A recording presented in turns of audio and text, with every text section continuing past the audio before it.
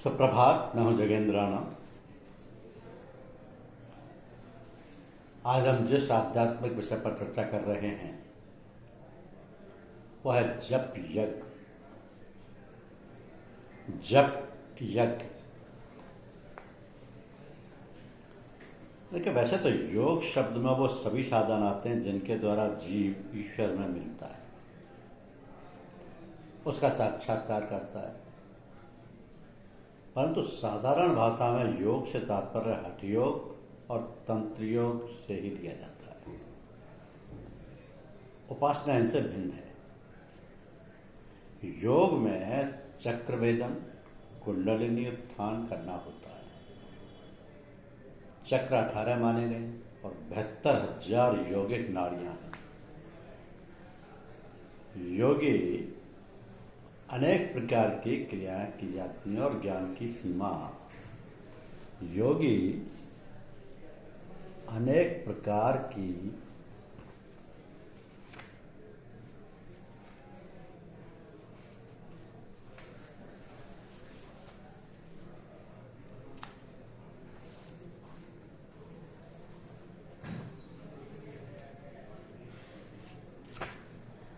क्षमा कीजिए।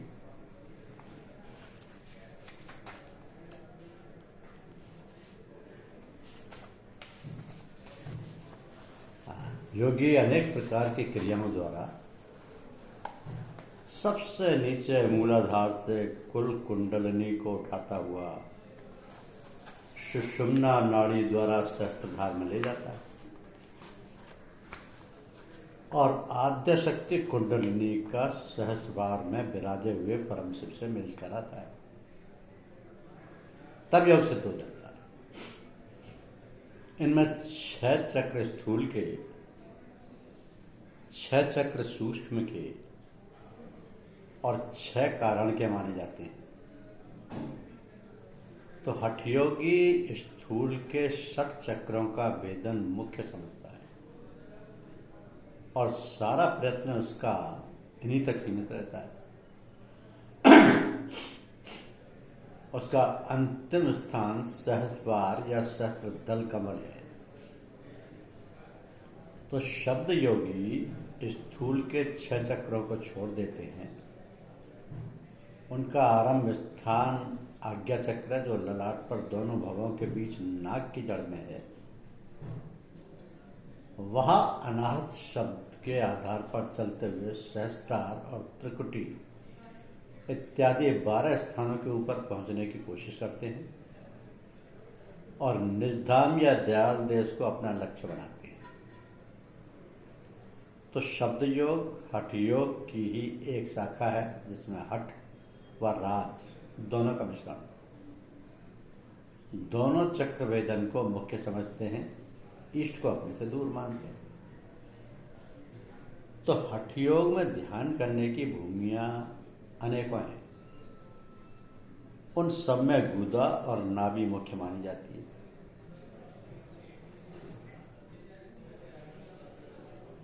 उन सब में गुदा और नाभि मुख्य मानी जाती है और राजयोगी भ्रुकुटी या आज्ञा चक्र की भूमि को प्रथम पकड़ता है, पर वहीं से ऊंचे की चढ़ाई करता है।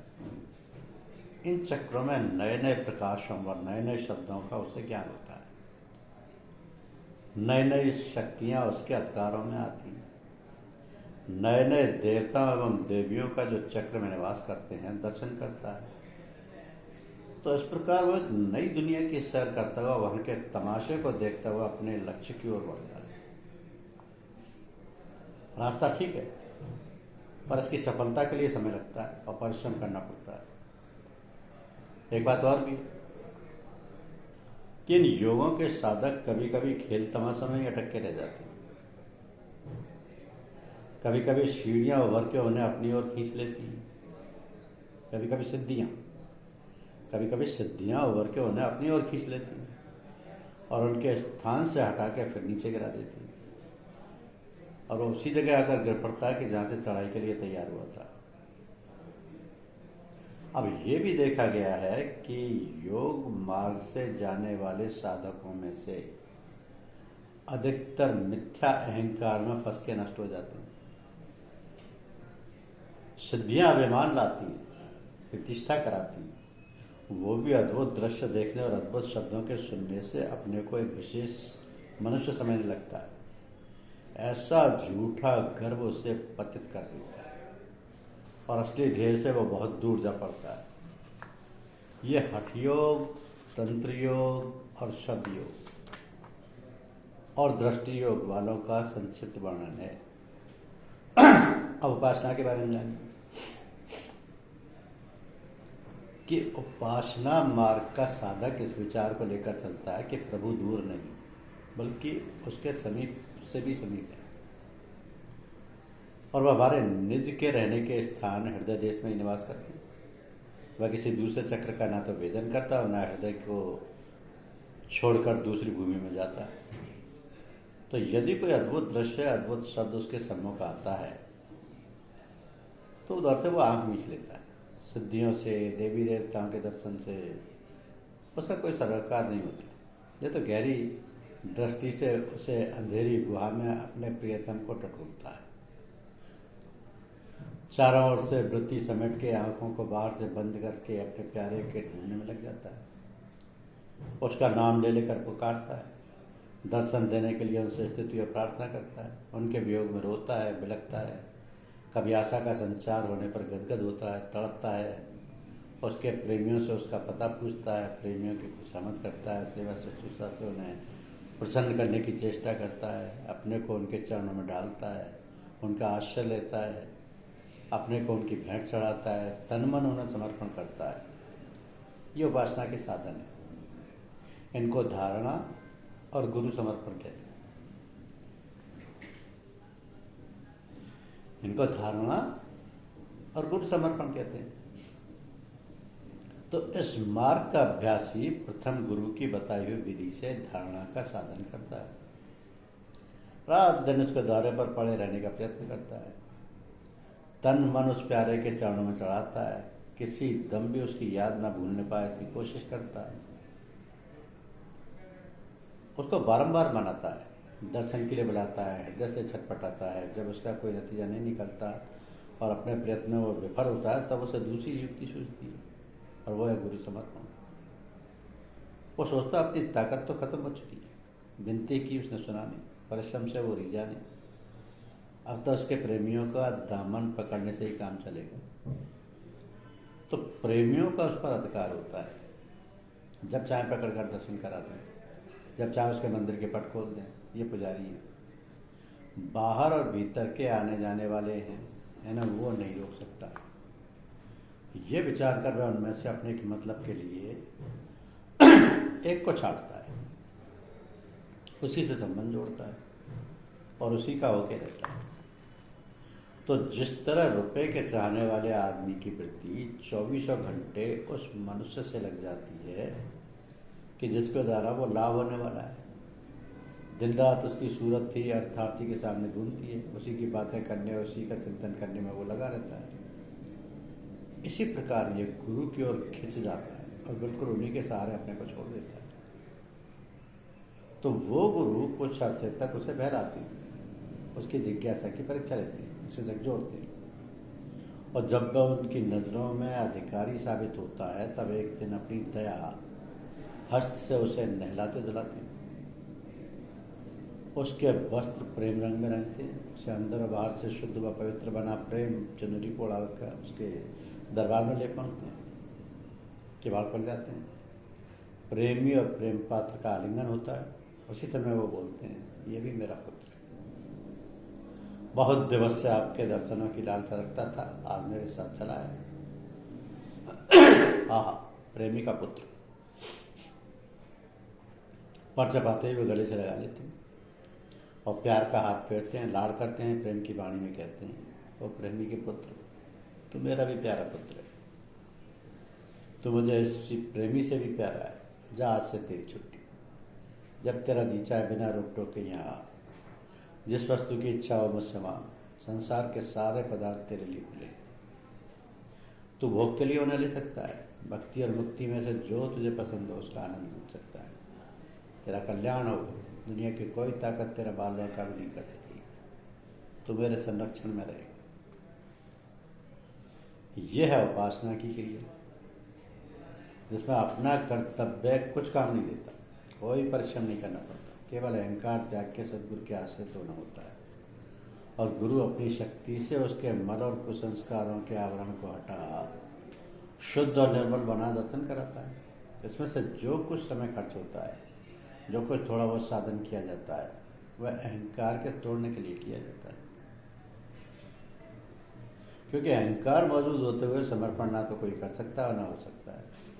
जो लोग अपने अहंकार को जल्दी नष्ट कर गुरु के पास पहुँचते हैं उन्हें जल्दी दर्शन मिल जाता है, और जो किसी प्रकार के गर्भ में सने हुए उनके पास पहुँचते हैं तो उनकी सफाई होने तक उन्हें देर लगती है। यह है उपासना की विधि, जो केवल गुरु कृपा पर अवलंबित है। धारणा में हम करता रहते हैं, हम किसी को देखने की इच्छा से उसके द्वार पर जमे बैठे हैं, उसकी ओर टकटकी लगा रहे हैं कि कब तक इस अंधेरी कोठरी में उसका चांद सा मुखड़ा चमके और हम उस दीदार के मजे लूटें। ये धारणा जिसमें हमें अपना ज्ञान रहता है, अपने कर्म का ज्ञान रहता है, प्रीतम का ज्ञान रहता है, धीरे धीरे धारणा में हम आगे बढ़ते हैं।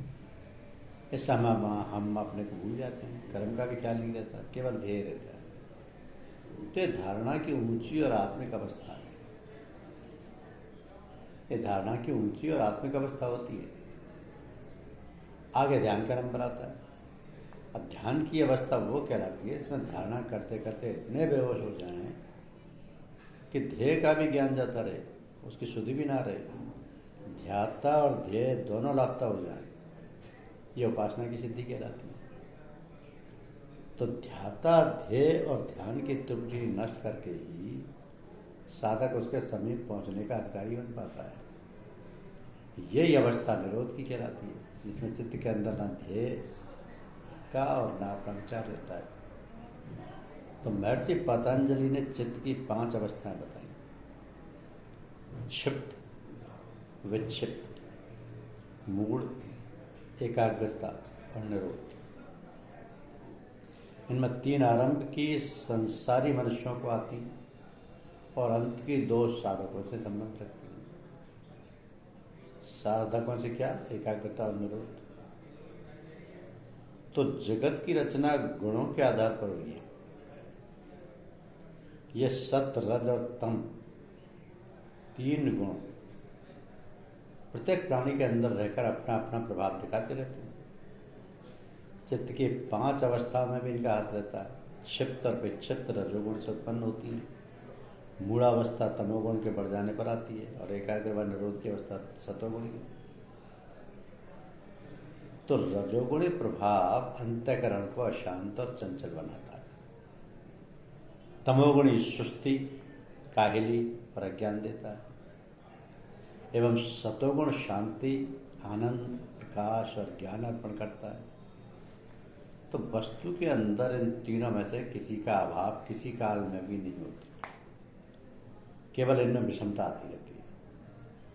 रजोगुण के उभरने पर सतोगुण और तमोगुण इतने दब जाते हैं कि ढूंढने से भी इनका पता नहीं मिलता।